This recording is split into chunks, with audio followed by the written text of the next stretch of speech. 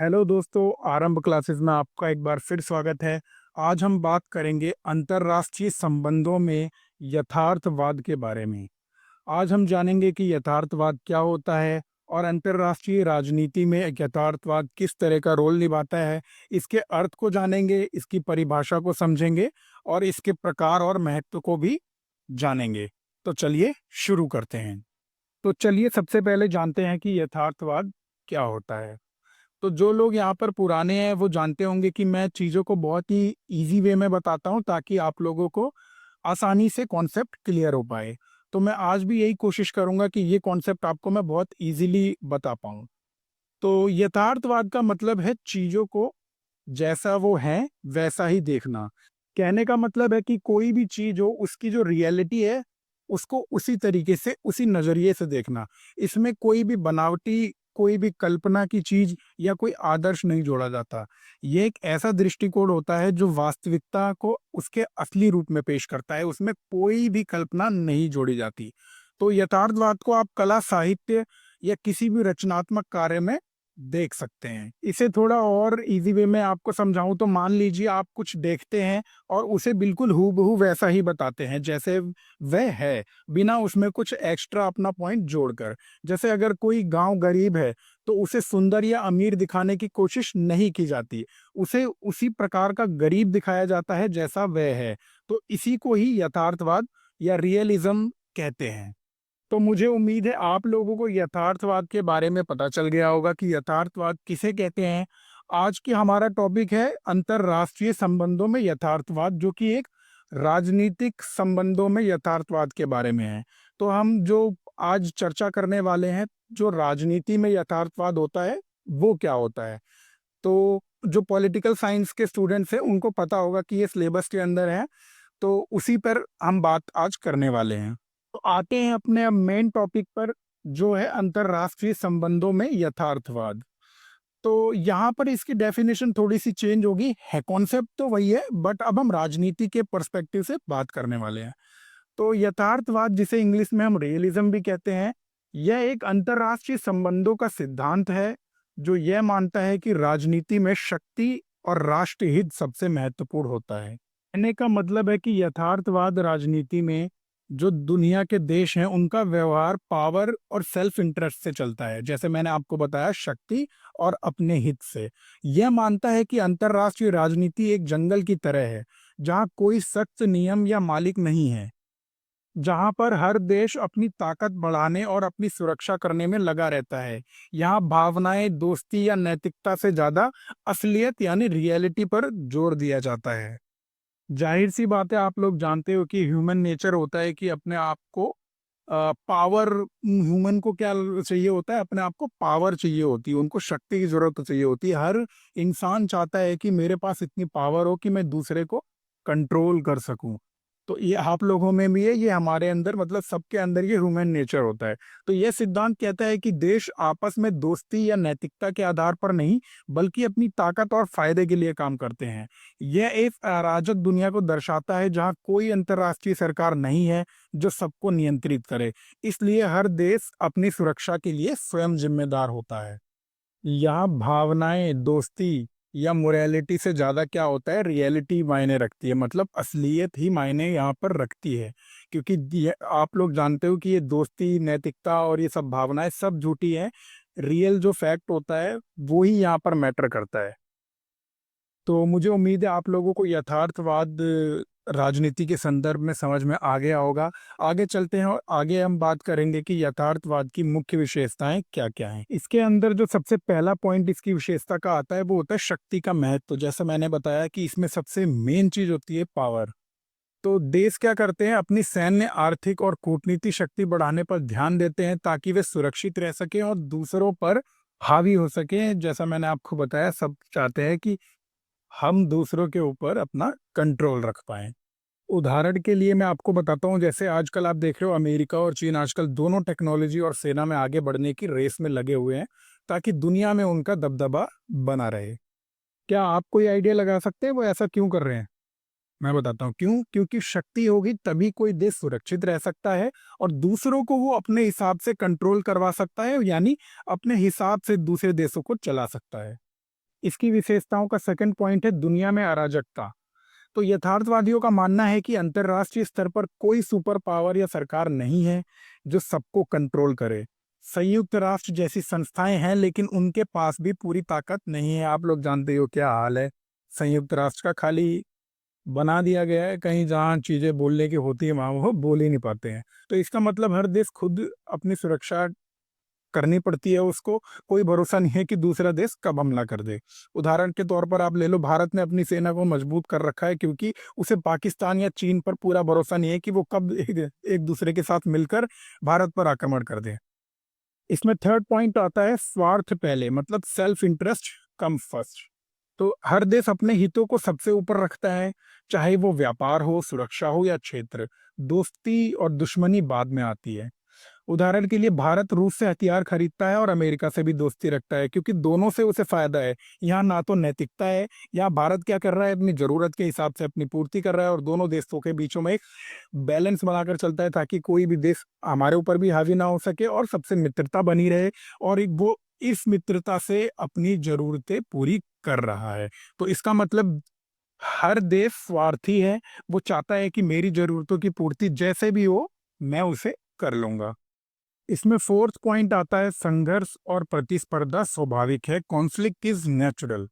तो आप लोग जानते हो जब सब देश अपनी शक्ति और हितों के लिए लड़ रहे हैं तो टकराव होना लाजमी है क्योंकि हर कोई चाहेगा मैं पावर में आऊं। तो ये टकराव जंग, आर्थिक प्रतिस्पर्धा या कूटनीति के रूप में हो सकता है। उदाहरण के लिए शीत युद्ध में अमेरिका और सोवियत संघ ने सीधे युद्ध नहीं किया लेकिन हथियारों की होड़ और दुनिया भर में प्रभाव बढ़ाने की लड़ाई उनकी चलती रही। तो यथार्थवाद मानता है कि शांति अस्थायी होती है, संघर्ष स्थायी होता है। संघर्ष यहाँ पर होता रहेगा, कंपटीशन चलता रहेगा। यहाँ पर फिफ्थ पॉइंट है नैतिकता का नाम मात्र रोल। कहने का मतलब है यथार्थवाद में सही गलत की बात कम होती है, जो देश को चाहिए वही सही है। उदाहरण के लिए अगर कोई तानाशाह देश भारत को तेल दे रहा है तो भारत उससे व्यापार करेगा भले ही वो तानाशाह हो। कहने का मतलब है यहाँ नैतिकता छोड़कर सब अपने स्वार्थ के लिए किया जाता है। सिक्स्थ पॉइंट है मानव स्वभाव पर असर यानी ह्यूमन नेचर। तो यथार्थवाद कहता है कि इंसान स्वाभाविक रूप से स्वार्थी और डरपोक होता है। देश भी इंसानों से ही चलते हैं तो वो भी वैसा ही व्यवहार करते हैं। जैसे मैंने आपको बताया कि देश भी हम ही लोग चला रहे हैं, तो इसका मतलब है कि वो भी इंसान भी, मतलब देश भी स्वाभाविक रूप से ही फिर स्वार्थी हो गया क्योंकि इंसान तो स्वार्थी है ही। तो उदाहरण के लिए देश हमेशा शक करते हैं कि कहीं दूसरा देश उन पर हमला ना कर दे, इसलिए वो पहले से तैयार रहते हैं यथार्थवाद के जरिए। मुझे उम्मीद है आपको रियलिज्म की विशेषताएं यानी यथार्थवाद की विशेषताएं पता चल गई होंगी। यहाँ तक आपको सारी चीजें क्लियर हो गई होंगी। आगे चलते हैं, आगे मैं आपको यथार्थवाद के प्रकारों के बारे में बताता हूँ।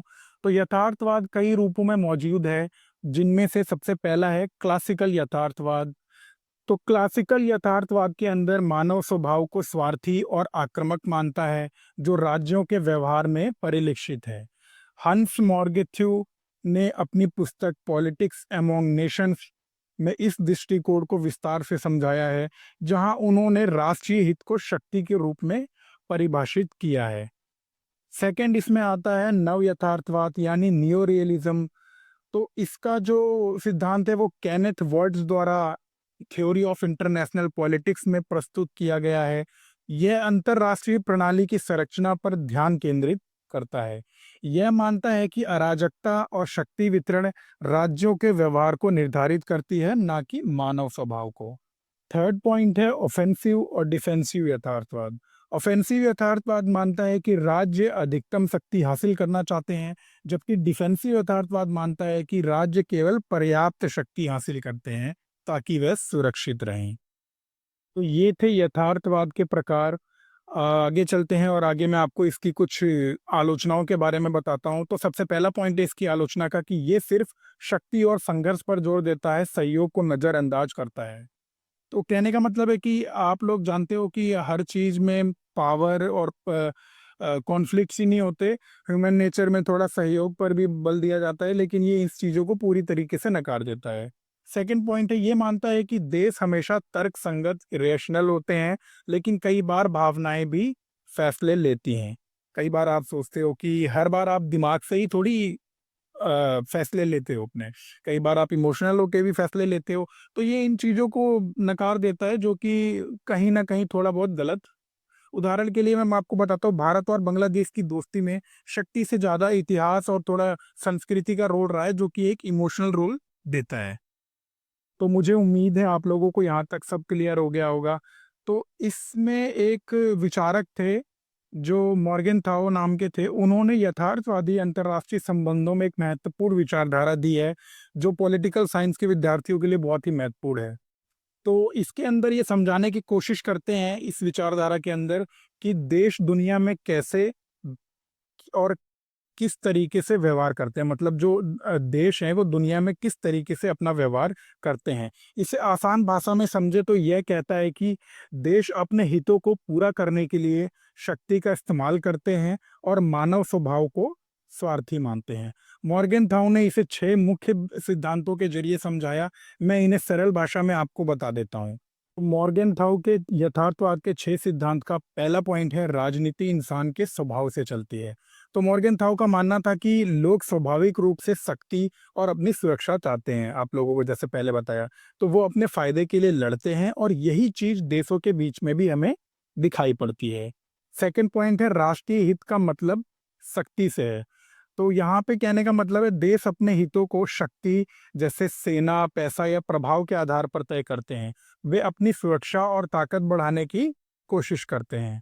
थर्ड पॉइंट जो उन्होंने बताया वो है, हित हमेशा एक जैसे नहीं रहते। आप लोग जानते हो कि समय समय के हिसाब से देश अपने हितों की पूर्ति करते हैं, और अलग अलग समय पे अलग अलग हित होते हैं। तो देशों के हित समय के साथ बदलते रहते हैं, जैसे हालात बदलते हैं वैसे ही देश अपनी नीतियां भी बदलता रहता है, वैसे ही इंसान भी अपनी नीतियां बदलता रहता है। फोर्थ पॉइंट है, नैतिकता का राजनीति में कम रोल है। तो देश अपने हितों के लिए अक्सर सही गलत को नजरअंदाज करते हैं। उनके हिसाब से राजनीति में फायदा और सुरक्षा पहले आते हैं, नैतिकता बाद में। फिफ्थ पॉइंट है, यथार्थवाद दूसरी सोच से अलग है। यह सोच बिल्कुल अलग है बाकी विचारधाराओं से, जैसे आदर्शवाद से, क्योंकि यह शक्ति और हितों पर ध्यान देता है, ना कि काल्पनिक चीजों पर। सिक्स्थ पॉइंट है, ये एक खास नजरिया है उनके हिसाब से। यथार्थवाद दुनिया को उसके असली और सख्त रूप में देखने का तरीका देता है, जो हमें समझने में मदद करता है कि राजनीति कैसे काम करती है। तो कुल मिलाकर हम कह सकते हैं कि मॉर्गेनथाउ का यथार्थवाद कहता है कि देश आपस में शक्ति के लिए लड़ते हैं, ताकि वे सुरक्षित रहें और अपने हितों को पूरा कर सके। इसमें नैतिकता को या अच्छे बुरे की बात कम होती है। यह हमें बताता है कि दुनिया में देश असल में क्यों और कैसे व्यवहार करते हैं। यह सोच अंतरराष्ट्रीय राजनीति को उसके कठोर और वास्तविक रूप में समझने का एक तरीका है। तो मॉर्गेनथाउ का यथार्थवाद हमें यह दिखाता है कि राजनीति में शक्ति और स्वार्थ सबसे बड़े खिलाड़ी हैं, और देश अपने फायदे के लिए हर कदम उठा सकते हैं और उठाते हैं। तो मुझे उम्मीद है आप लोगों को ये वीडियो आज की अच्छी लगी होगी। ये इस टॉपिक को यहीं समाप्त करते हैं। अगर वीडियो अच्छी लगी हो तो चैनल को लाइक करना ना भूलें। अगर आपका कोई डाउट बचता है तो कमेंट बॉक्स में आप मुझसे पूछ सकते हैं, मैं कोशिश करूंगा उसका जवाब देने की। अ, अपने दोस्तों के साथ इस वीडियो को शेयर करें, जो कि राजनीति विज्ञान से संबंधित चीज़ों को पढ़ना और समझना चाहते हैं। तो मिलूंगा एक नई वीडियो के साथ जल्दी। वीडियो अच्छी लगी हो तो लाइक करें, दोस्तों के साथ शेयर करें और सब्सक्राइब करना ना भूलें।